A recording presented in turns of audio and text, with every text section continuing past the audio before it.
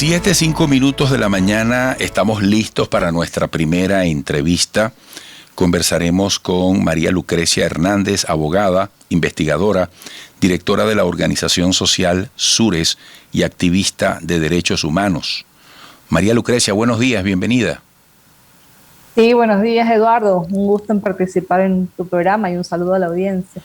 Bueno, hoy está previsto, se cumple el tercer día de visita de agenda de Karim Khan, fiscal de la Corte Penal Internacional, en cuanto a su paso por Venezuela. ¿Hasta dónde es posible saber cómo evalúas tú lo que hasta ahora ha resultado de esta gestión, de esta iniciativa? Sí, Eduardo, lo primero que creo que es un gran logro para las organizaciones de derechos humanos, para las víctimas de violaciones de derechos humanos, que el fiscal de la Corte Penal Internacional visite Venezuela, ¿no? Y pueda constatar de primera mano la situación de derechos humanos en el país, pueda visitar las instituciones del sistema de justicia. Y también creemos muy importante, es importante también señalarlo, que el gobierno haya invitado a la Corte Penal Internacional a que visite nuestro país. El fiscal tiene una agenda, digamos, muy apretada. Durante 3 días tiene que reunirse con víctimas de derechos humanos, tiene que visitar instituciones públicas, instituciones, centros penitenciarios, y creemos que esta visita resulta indispensable para evaluar tanto la causa que cursa ante la Corte Penal Internacional, conocida como Venezuela 1, como también creo que la causa conocida como Venezuela 2, también es importante la visita que realiza el fiscal en nuestros días al país. ¿Ha sido posible saber en general, por lo menos, cuáles han sido los pasos o los puntos en esta agenda del fiscal en Venezuela? Porque hay sectores que dicen que no se ha reunido con este sector, con este otro, que quisiera ser atendidos. Hasta ahora, ¿hasta dónde ha sido posible saberlo?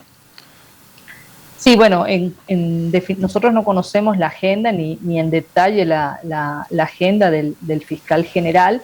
Siempre van a haber sectores que no se van a poder reunir porque lamentablemente la visita ha sido muy corta, a diferencia de la visita que realizó la relatora de las Naciones Unidas, que estuvo casi 10 días en el país. En este caso es una visita muy corta, pero creo que es importante señalar que esta visita tiene, digamos, como un objetivo fundamental revisar si en Venezuela se dan las condiciones necesarias para lo que desde el punto del derecho internacional se conoce como el agotamiento de los recursos internos para poder, digamos, habilitar la jurisdicción internacional, es decir, para que la causa ante la Corte Penal Internacional pueda tener un acto, digamos, conclusivo, o para que el fiscal, mejor dicho, pueda emitir un pronunciamiento, ya sea de cierre de la causa o de avanzar hacia otra instancia y que la causa pueda salir de la sala de cuestiones preliminares. Entonces,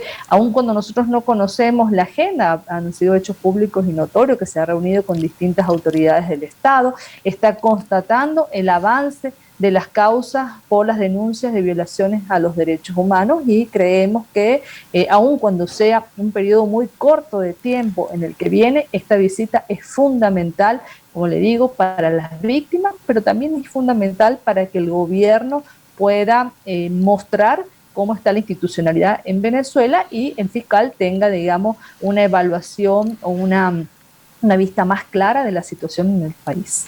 Más allá de esta experiencia presencial del fiscal de la CPI, esta institución, la Corte Penal Internacional, ¿de qué manera se mantiene atenta o en observación a lo que aquí vaya ocurriendo en materia de derechos humanos? ¿Tiene alguna representación acá?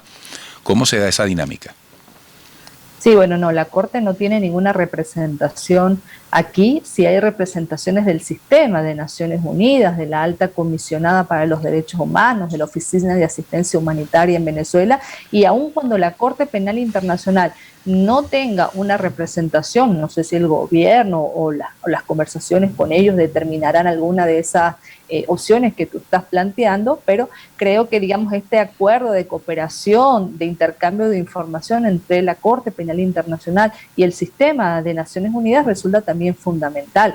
Recuérdese que hace 2 años que se viene firmando y se ha renovado un memorándum de entendimiento entre el Estado venezolano y la Alta Comisionada para los Derechos Humanos, donde uno de los puntos fundamentales de ese memorándum de entendimiento tiene que ver con el sistema de administración de justicia, con el tema del retardo procesal, que es una de las denuncias de las víctimas de derechos humanos. Entonces también, aun cuando la Corte Penal no tenga un funcionario aquí o no decidan tenerlo, esta, digamos, representación de la alta comisionada resulta fundamental para el avance de las investigaciones que cursan ante la Corte Penal Internacional.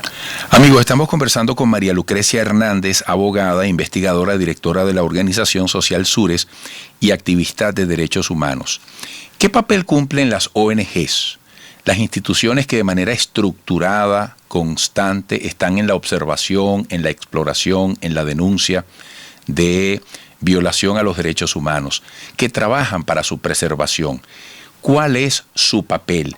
Y podemos asumir o debemos asumir que todas de buena pro le suman a esa defensa de los derechos humanos. Sí, Eduardo, yo creo que el papel de las ONG, nuestro papel es fundamental en los estados, en las democracias, en el control, en el monitoreo de la situación de los derechos humanos en el país, y han sido uno de los canales fundamentales para que las víctimas puedan tener acceso al sistema internacional, que lamentablemente hoy está muy restringido solamente para los estados, ¿no?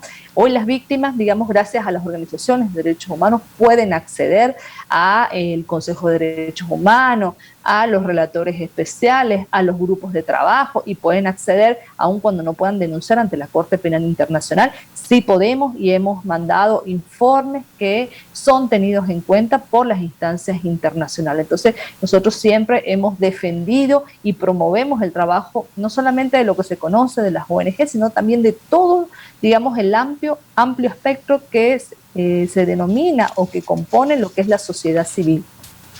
Bueno, muchísimas gracias por esta conversación.